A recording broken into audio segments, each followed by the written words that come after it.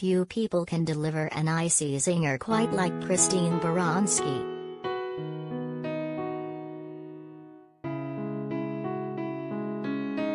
And boy, does she have a lot of them in HBO's The Gilded Age, premiering Monday, 9 EST/PST. Julian Fellowes' long-gestating follow-up to PBS period drama Downton Abbey, his 15-time Emmy-winning hit that ended its 6-season run in 2015.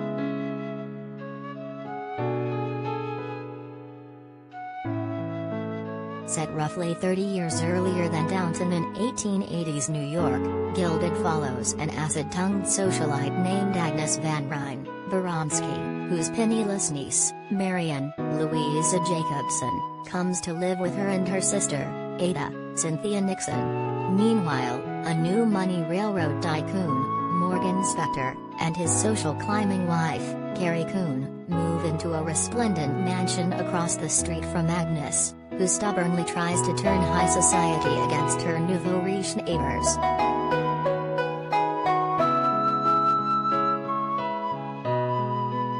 She's such a marvelous snob, says Baranski, 69, best known for playing Leonard's mom on The Big Bang Theory and attorney Diane Lockhart on CBS The Good Wife and its spin-off, Paramount Plus drama The Good Fight.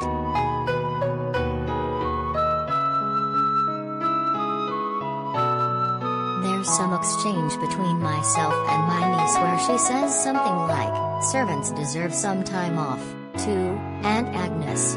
I slightly pause and say, "Why?" Laughs, "Just one word says so much, doesn't it?"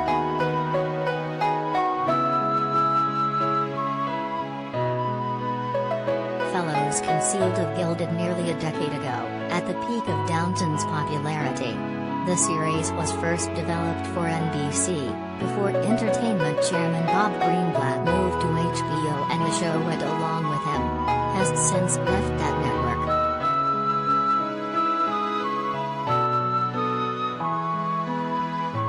Despite the show's similar focus on the scandalous gossip and power plays of the ultra-wealthy, Fellowes says Gilded has a different energy curve than the England set Downton, whose first season started with the sinking of the Titanic and moved into World War I.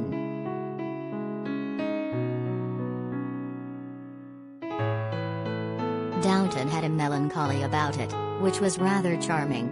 It was partly about the decline of the control of the British aristocracy, he says.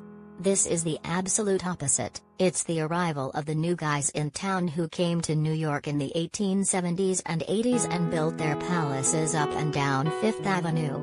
They threw money at everything because they had money.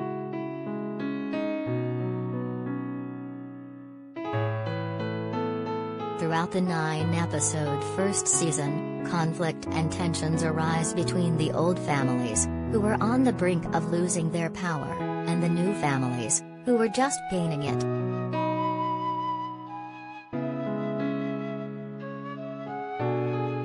Fans of both dramas may find some parallels between Baranski's Agnes and Maggie Smith's Violet Crawley, the spiky Dowager Countess of Downton.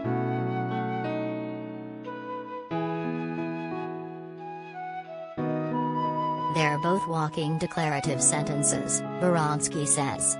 They come from a place of absolute certitude about the world and their place in it, and have low opinions of much of what is passing as modernity.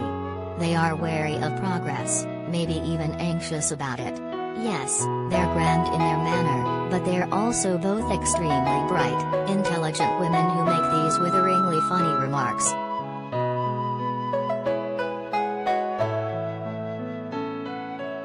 The Gilded cast is filled out by a dizzying array of Broadway stars, including Denée Benton, Audra McDonald, Kelly O'Hara, Michael Cerveris and Donna Murphy, many of whom Baranski has previously worked with.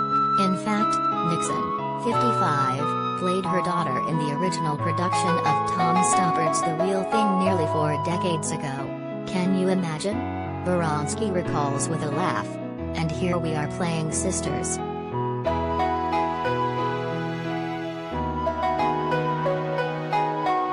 Jacobson, Meryl Streep's youngest daughter, is the greenest of the bunch. making her TV debut in Gilded as the idealistic, headstrong Marian. Along with Benton's Peggy, a young black woman and aspiring writer, Marian moves to New York with big dreams after her father's death. But she quickly finds herself stifled by societal expectations and traditions.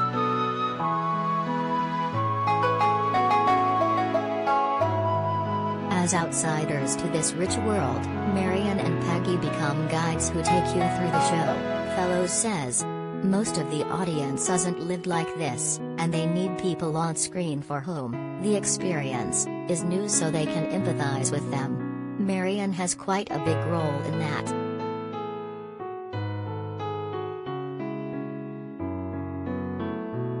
Baranski, who co-starred with Streep in 2008's Mamma Mia, had met Jacobson a few times over the years, but was struck by her confidence on set.